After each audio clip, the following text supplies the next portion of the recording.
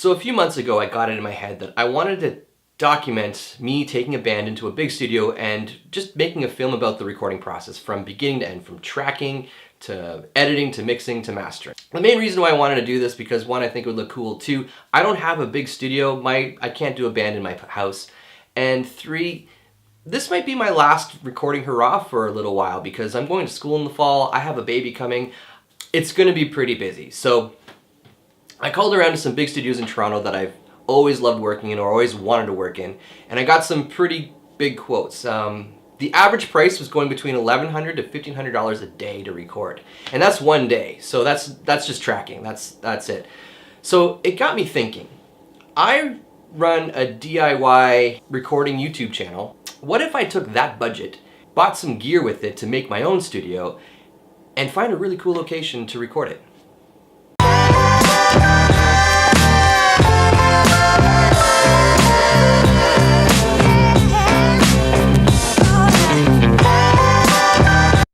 The band that's doing this project with me is a band called Illicit. They're a local punk rock band from here in Kitchener. Great bunch of guys, awesome musicians.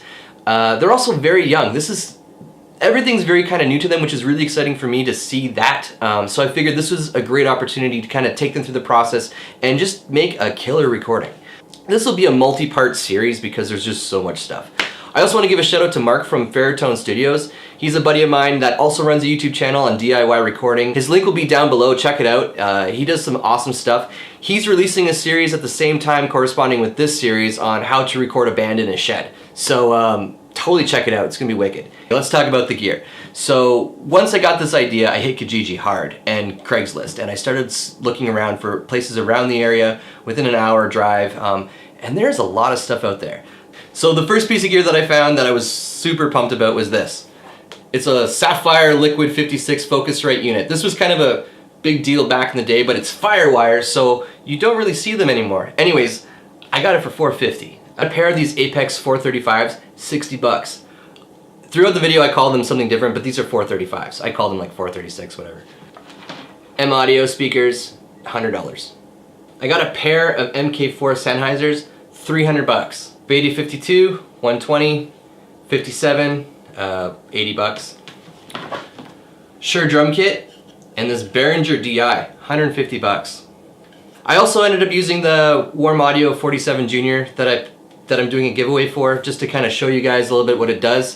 I didn't include in the price a laptop because I'm assuming everybody can get their hands on a cheap laptop or they already have a cheap laptop, and headphones, everybody brought their own. But what about location?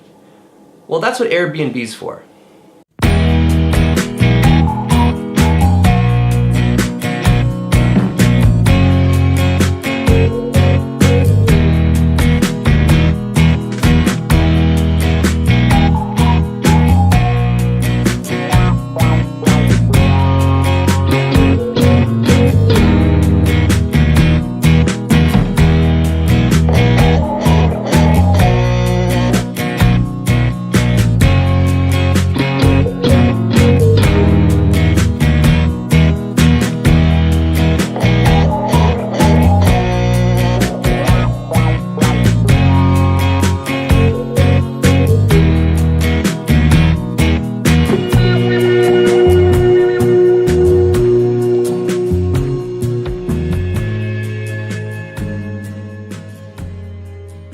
One of the downfalls, I think, with recording in a cottage is the lack of buffer between you and nature. So yeah, you could hear bullfrogs and everything coming through the microphones. It was really funny. As soon as we got the drum kit set up, it started to pour. So we actually had to wait because we couldn't record anything.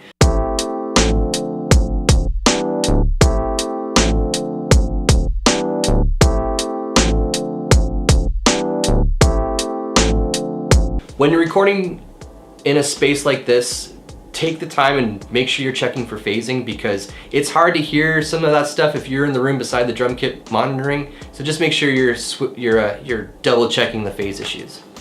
Okay, before we start tracking, I'm just gonna go over the microphone setup quickly and show you how I set it up. We only have 8 microphones because we only have 8 inputs, so it's very simple. On the kick drum, we have a Beta 52 because I like them. I've also brought the Warm Audio 47 Junior because it's a 47 FET copy. It sounds great on kick, so I wanted to use it. For the toms, I'm using the PG56 clip-on microphones. They came in the pack that we got off Kijiji, and I'm also using that for the snare, which actually sounds pretty decent. I left my 57s at home, so I'm sure people are gonna have a bunch of stuff in the comments, but whatever. For overheads, I'm using the MK4 Sennheisers, and they sound great. They're totally make up for the 56 on the snare. And finally, for the floor tom, I'm using an Apex 430. So yeah, let's get tracking. I'm gonna do the click hit for the 1 bar before we technically start playing anything, right? That's fine. I just need, as long as oh, that's the wrong headphones. I just need like a click hit for that. And audio is recording. Is it? Is it recording? Okay. Give me a click hit. Just, that's it. That's all I need. Okay. Yep. Okay, we're good. Everything is good. Okay. Oh, Jordan, you're gonna have to stop making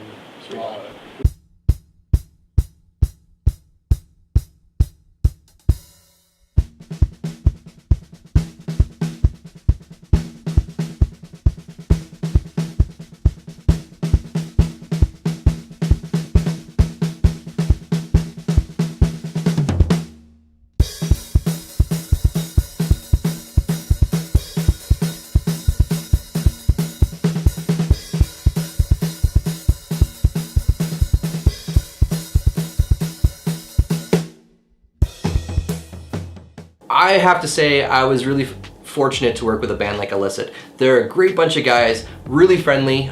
Going into this, I was like, okay, I have to record them the best I can, but then I have to capture everything on my cameras and make sure that the audio is running over here, and I was pretty stressed. And because they're really positive and really friendly bunch of guys, they all stepped up and they helped. Some of them were helping me set up cameras while the others were getting lunch ready. They understood that this was something that we all had to work together on. It's not just me, it was all of us. So while they're striking the kit, I'm just gonna talk a little bit about the Focusrite Liquid 56 that I ended up picking up for a great price. It was like 450 Canadian, so it's like 200 pounds or 300 US or something like that. Anyways, I talked about it briefly at the beginning of this video when I did a rundown of the gear that we got for the budget that we had.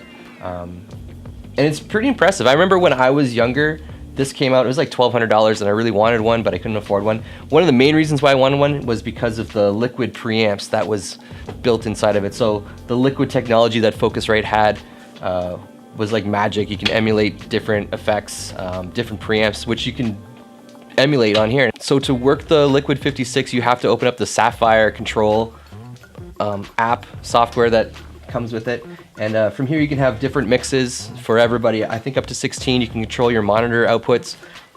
You can also control the liquid preamp, so you can switch between different amp models that you want to mess around with, which is kind of neat.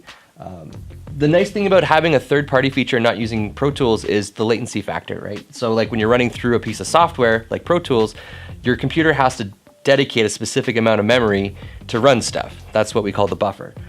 But that could create a bit of a lag, and it could be distracting. So you can lower that buffer rate as you record if you want, or you can use the software which just instantaneously routes your mix through the Sapphire and bypasses the plugin. So you can have your own mix separate from Pro Tools, and there's no latency. So that's kind of a cool feature that we'll mess around with too.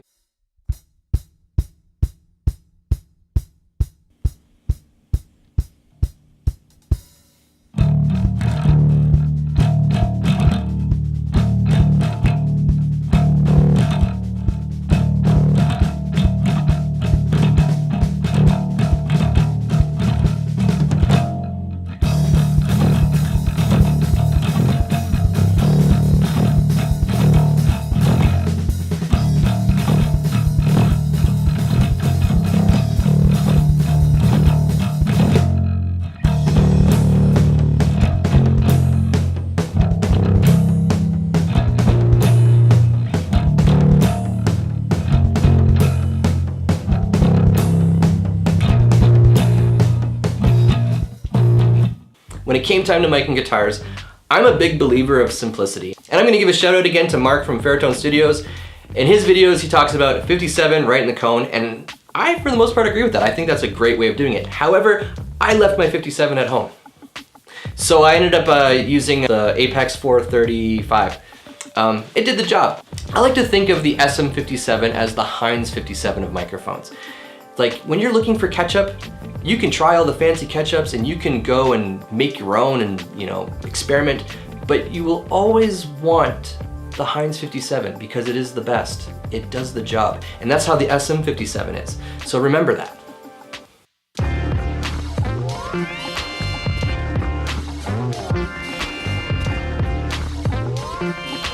Okay, so we're taking a bit of a dinner break, so I'm going to use this time to quickly talk about how I'm miking the guitar amps. I put everything into a DI and then I split it to a DI line into Pro Tools and then one going to the amp. Yeah, I normally use the 57. I'm a big fan of miking with 57, but I left it at home like I said before, so I've been using the 436, the Apex here. I just have it a little off axis, and yeah, it's been good. It's been doing the job, no problem. A little trick about this microphone, if you take off the case, there's a bass roll-off switch on the inside. So yeah, and I think the reason why it's not exposed is because a lot of companies that have cheaper microphones would actually print one board for a wide range of their microphone line and then just cover it up, and then yeah, so you can buy the expensive one or the cheap one, you're still getting basically the same microphone. But yeah, a little trick, you can use that if you need to roll off any lows. I'm using the WA-47 Junior. Like I said in my review, I've been using this quite a bit and it's been great on everything so far. I've been really happy with it. The way I have it set up is it's 90 degrees from the cone and it's at a figure 8 pattern. So it's capturing the left-right sides. It's kind of like a mid-side miking technique. Yeah, I had to do a little bit of phase correction there because they're not at the same point like you would at a mid-side. But other than that, it's been sounding really good. So there you have it.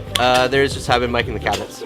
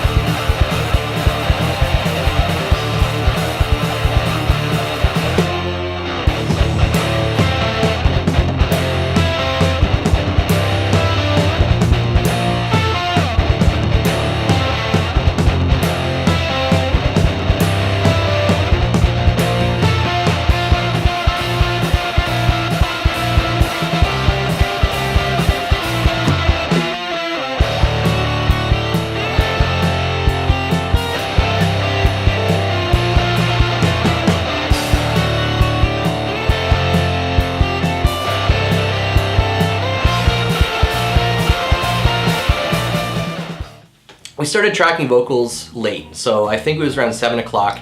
And you know, it was a long day for everybody. We drove there, we set up, we recorded. My advice, if you're gonna do a project like this, don't just book one day. Like we did it one day to prove a point on the budget, but book a few days. And you can see towards the end, we all wanted to get out and just kind of chill and relax a little bit because we're at a cottage, that's the point of it.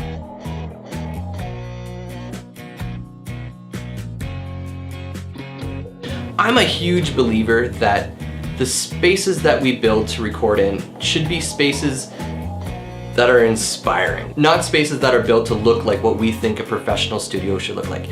Don't go in there and just get a bunch of foam and cover the walls because you think that's looks professional. No, create a space that will allow you to work for a long period of time and allow you to be as creative as possible. And I think this is why the location recording thing is such a cool concept, because you can go to new places that you never thought you would record in before, and it'll just inspire you in whole different directions, or it'll give you breaks and places where you can go and write, you know, which is really great. And I'm not saying that major studios can't do this.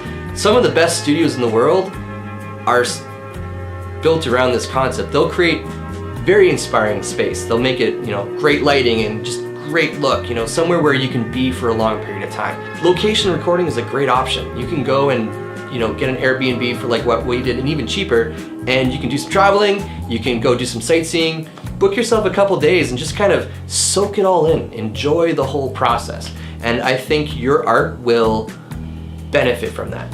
Anyways, if you like this video, please like and subscribe. Leave comments below. I want to do more of these videos, so if you have any ideas, let me know. Take care.